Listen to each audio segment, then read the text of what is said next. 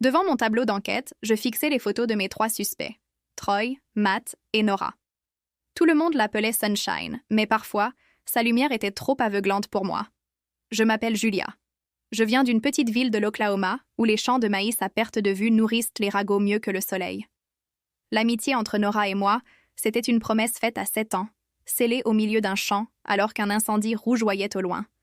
On partagera tout. Secrets, jouets, chaussures. Mais Nora avait pris cette promesse un peu trop au pied de la lettre. Dès que j'avais un faible pour quelqu'un, elle se mettait à flirter avec lui jusqu'à ce que je lâche l'affaire. C'est ce qui s'est passé avec Troy, mon voisin devenu si séduisant. Elle l'a séduit, puis l'a abandonné. Quand je lui en parlais, elle me répondait avec un sourire désarmant. « Tu prends tout trop personnellement, Jules. » Un sourire auquel je ne croyais plus. Alors, quand Matt est arrivé au lycée, ce nouveau venu un peu solitaire aux yeux doux, j'ai tout fait pour cacher mon attirance. Je jouais la froideur, je l'ignorais. Mais un jour, à l'arrêt de bus, mon mur de glace s'est fissuré. Je lui ai avoué, à voix basse, « Ce n'est pas contre toi, c'est juste que mon ami flirte avec tout ce que j'aime. » Il a à peine eu le temps de sourire que Nora est apparue de nulle part, se blottissant contre son épaule comme un chaton.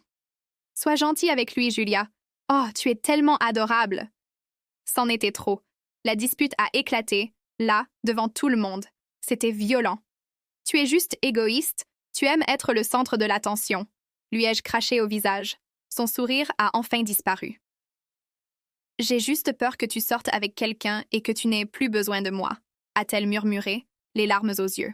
Furieuse, j'ai tourné les talons et je me suis enfuie vers mon seul sanctuaire, les champs de maïs. Assise au milieu des épis, essayant de calmer ma colère, j'ai eu l'étrange impression que l'épouvantail le plus proche avait bougé. Une peur glaciale, viscérale, m'a saisie. J'ai couru chez moi sans me retourner. En arrivant, j'ai trouvé le shérif qui m'attendait. C'était le père de Nora. Il m'a annoncé qu'un nouvel incendie criminel venait d'avoir lieu en ville. On m'avait vu me disputer avec sa fille juste avant. Il voulait savoir où j'étais.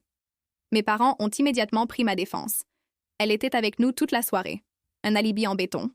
Mais quelques minutes plus tard, alors que le shérif était parti, ma mère a sorti de mon sac à dos une boîte d'allumettes et un morceau de papier brûlé. Mon monde s'est effondré. Ces objets n'étaient pas à moi. Quelqu'un m'avait piégée. Ma thérapeute, le Dr. Grant, que je voyais depuis des années, a suggéré une séance d'hypnose pour raviver ma mémoire, pour comprendre d'où venait ce trou noir. Désespérée, j'ai accepté. Sous hypnose, les souvenirs ont surgi, brûlants comme la flamme que je revoyais dans mon esprit. J'avais de nouveau 7 ans. Mon premier crush, un garçon nommé Clark, m'avait humiliée devant toute l'école. Pour me venger, j'avais monté une farce avec Nora et Troy. Déguisé en épouvantail, je l'avais effrayé près de chez lui. Mais la blague avait mal tourné. On s'était enfui en courant, et dans la panique, je m'étais perdue dans l'immensité des champs de maïs. C'est Nora qui était revenue me chercher. En pleurant, on s'est serré dans les bras. C'est là qu'on s'est fait notre promesse. On sera toujours ensemble, on partagera tout. C'est à ce moment-là qu'on a vu les lueurs oranges dans le ciel. La ferme des Clark était en feu. Le lendemain, le shérif nous interrogeait. On avait retrouvé notre costume d'épouvantail près des lieux du crime. Personne ne pouvait confirmer mon alibi, celui d'une petite fille perdue dans le maïs. Du jour au lendemain, les regards des gens ont changé. On me traitait de monstre, de pyromane. Mes parents m'ont envoyé chez le Dr. Grant pour contrôler mes émotions.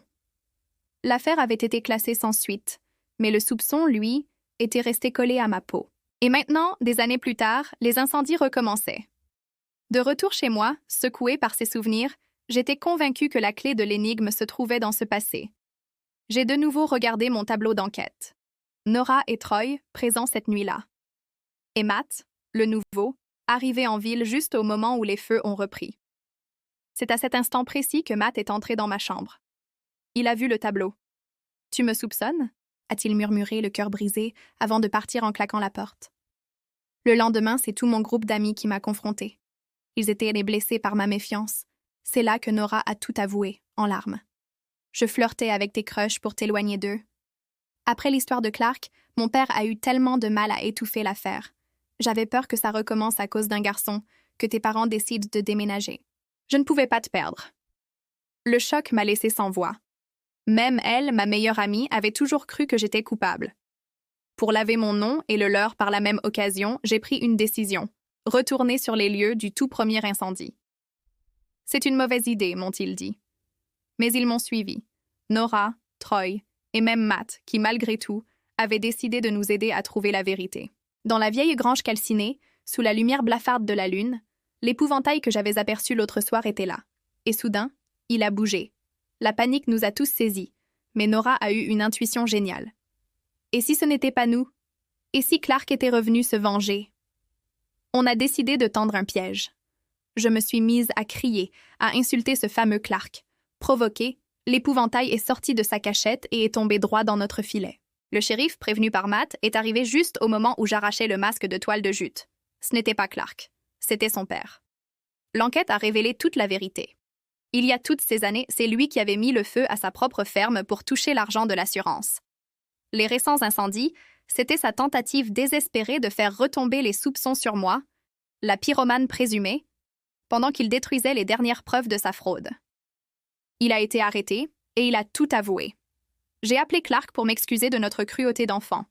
Et pour la première fois depuis des années, j'ai senti que les regards dans la ville changeaient enfin. Une semaine plus tard, on a fait un pique-nique au crépuscule. Matt jouait de la guitare, Troy racontait des histoires qui nous faisaient rire.